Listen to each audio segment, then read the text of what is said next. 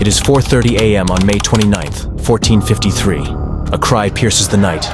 The city is taken. After more than 2,000 years of history, the Roman Empire is about to experience its final moments.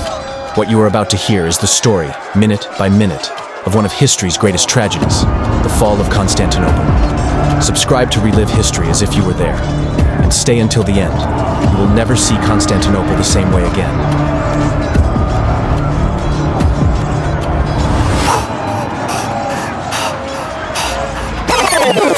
To understand how we reached this fateful moment, we must go back several centuries. The Eastern Roman Empire, also known as the Byzantine Empire, was born in 330 when Constantine I established the new capital of the Roman Empire on the shores of the Bosphorus, Constantinople, a fortified city strategically located between Europe and Asia. For over 1,000 years, it resisted all invasions.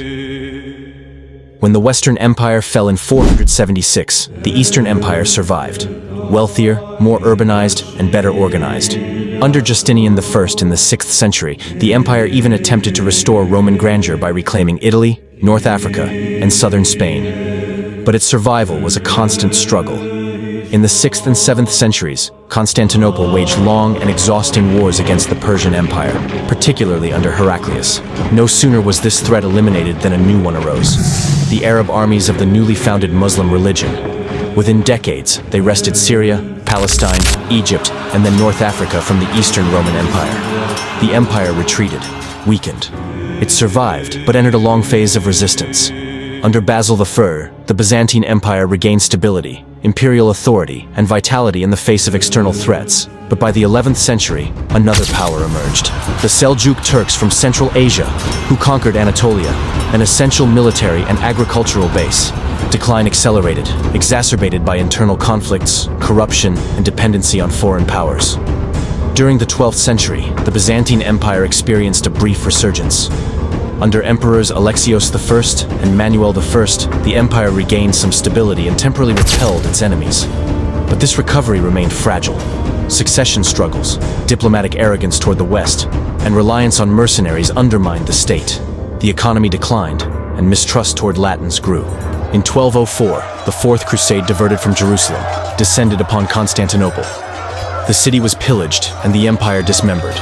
It marked the end of Byzantium as a great power, a wound that never healed. In Nicaea, the new capital, the last Byzantine emperors refused to fade away. Against all odds, a slow reconquest begins. Epirus, Thessaly, Boeotia. Bit by bit, the Byzantine armies pushed back the Frankish princes and regained control of Greek territories. In 1261, Constantinople is retaken by Michael VIII Palaiologos, a swift reconquest without bloodshed. But this resurgence is fragile. The heart of the empire is now exhausted. The treasury is empty, and Constantinople is but a shadow of its former glory. Trade in the city is dominated by the Venetians and Genoese. And as one empire dwindles, another awakens. In 1299, Osman I founds the Ottoman Empire. This modest Turkish chieftain from western Anatolia lays the foundations of a historic empire. His successors quickly expand their domination over the Balkans and Anatolia. The Ottomans take advantage of the internal divisions of the Byzantine Empire, conquer Thessaloniki, and eventually surround Constantinople. The city is out of breath, trapped between the end of a medieval world and a new power about to redefine the history of the Near East. In 1451, the young Ottoman Sultan Mehmet II ascends to the throne. He is 19 years old and has one obsession: to bring down Constantinople. The city is ruled by a brave but desperately isolated emperor, Constantine XI Palaiologos. By 1453, he controls only a handful of territories surrounding the capital. To defend the city, he has only 7,000 men. Facing him, an Ottoman army of over 80,000 soldiers, equipped with modern artillery and cannons capable of breaking through the ancient walls of the city. It is in this context that, in April 1453, the siege of Constantinople begins. 53 days later, the walls collapse, the city gates give way, and history is changed forever. On the night of May 28th to 29th, 1453, an eerie silence hangs over Constantinople. The defenders are at their posts, frozen behind the walls of Theodosius. Emperor Constantine XI prays. In the distance, torches flicker. The Ottomans are preparing. Mehmet II organizes the final assault. Prayers rise from the Turkish camp. The order is given. At dawn, the city must fall. The frontline troops, composed of irregular forces called Bashi Bozouks, prepare themselves. These men, often poorly armed, will be the first to die. 2 a.m., the Bashi Bozouks advance through the darkness. Their war cries mingle with the thunder of Ottoman cannons, roaring one last time before the signal for the assault. Cannonballs strike the Byzantine fortifications, causing stone fragments to scatter, and cries of fear to echo. The defenders, positioned behind the battlements, respond with volleys of arrows and stones. Improvised Byzantine catapults hurl heavy projectiles, and cauldrons of boiling oil are poured onto the assailants attempting to climb. 3 a.m. Seeing the failure of the Bashi Bozouks, Mehmet II orders the deployment of the second wave, the regular Anatolian troops, better trained and equipped. These soldiers advance in formation, shields raised, penetrating the breaches that the artillery had carved over weeks. But the defenders are led by Giovanni Giustiniani, an experienced Genoese who came to aid the Eastern Roman Empire. He galvanizes his men with his courage, standing at the heart of the fight. The Byzantine archers reposition themselves, and the catapults fire again. The streets behind the walls are strewn with the dead, yet the walls still hold. Inside the city, the church bells ring out. The entire populace is in prayer. Around 4 a.m., the fighting intensifies at the foot of the walls, in the sapping tunnels dug by the Ottomans. The smell of blood mingles with that of burning wood. The Byzantines, exhausted by weeks of siege, struggle to repel the assaults. Emperor Constantine XI Palaiologos refuses to retreat. He has cast aside his imperial insignia and fights alongside his men, sword in hand. Tradition holds that he said, "The city dies, and I with it." The sky begins to brighten. On the horizon, the golden silhouette of Hagia Sophia, bathed in pale light, reminds everyone of Constantinople's lost grandeur. 5 a.m., Mehmet II then plays his final card, the Janissaries. These elite troops, feared throughout Europe, advance silently, in tight ranks. Their discipline is relentless, their progression inexorable. The drums grow heavier, deeper. They move towards the Saint, Romanus Gate, where a wider breach appeared during the night. Giustiniani, already injured, is struck by a crossbow bolt.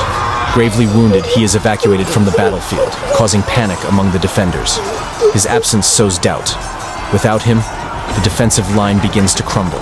In the chaos, some soldiers flee, while others fall to their knees to pray. The Janissaries enter the city. Outside, Mehmet II watches the scene without saying a word. He knows.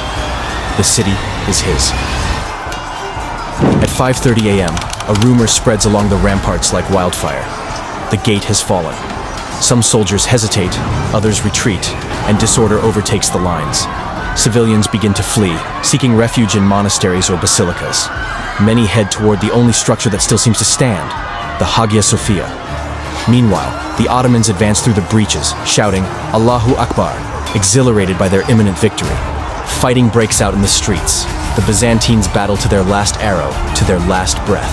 6 a.m.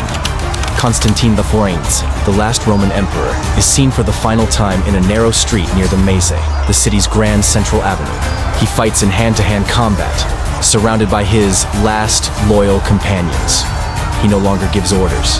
He strikes, parries, bleeds. Then he disappears into the crowd. His body will never be found. To many, he becomes a myth, the marble emperor who will one day return to free Constantinople. This moment marks the end of an era. Born 2,000 years earlier on the banks of the Tiber, meets its end here, in a blood-soaked alley of Constantinople. Inside the Hagia Sophia, the atmosphere is surreal. Thousands of women, children, elders, and priests have taken refuge beneath the enormous dome, singing prayers and pleading for divine intervention. Some still believe in a miracle, in the arrival of reinforcements from the west. But the hastily barricaded doors are shattered. Ottoman soldiers burst into the church, swords drawn. Cries of terror echo. The sanctuary becomes a place of capture, humiliation, and plunder. Icons are broken, sacred objects taken. Men are killed, women captured. The basilica, symbol of Christian faith in the East, falls into an oppressive silence. At 7 a.m., the sun rises over a conquered city. The red crescent flags are hoisted on the ramparts. The streets are strewn with corpses, smoking ruins, tears, and ashes. Mehmet II, who had stayed back until now, finally rides through the gaping gates of the Byzantine capital. At his sight, his soldiers bow. He moves forward slowly, gaze steady, face impassive. When he reaches Hagia Sophia, he dismounts, enters the desecrated basilica alone, looks around, kneels, gathers a handful of earth, and declares, "Praise be to Allah, Constantinople is mine." In just a few hours, a holy city, an imperial capital, an entire empire had vanished. History has shifted. Once the city is under control, the time for pillaging begins. It is the cost of war. For 3 days, following Ottoman laws of conquest, Constantinople is delivered to its new masters.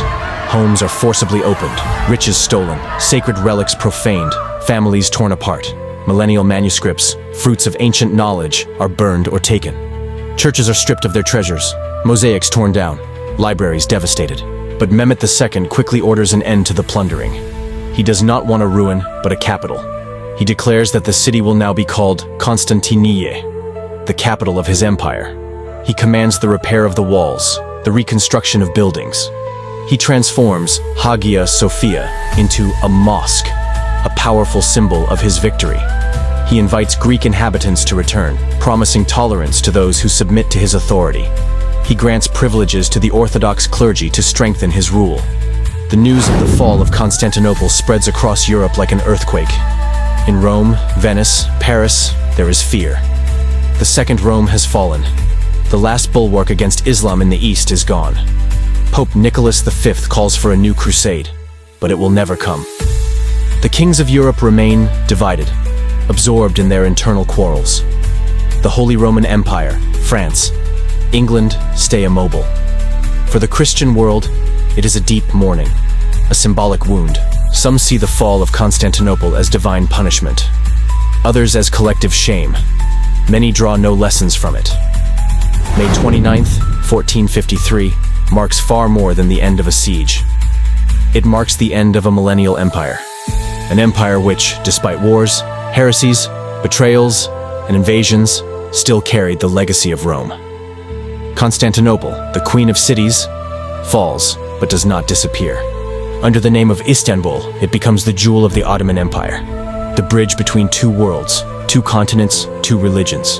The fall of Constantinople did not just end an empire, it changed the world. And if this story moved and captivated you, leave a like so it won't be forgotten. Subscribe to discover other stories just as powerful, true, and poignant. History never dies, as long as it is told.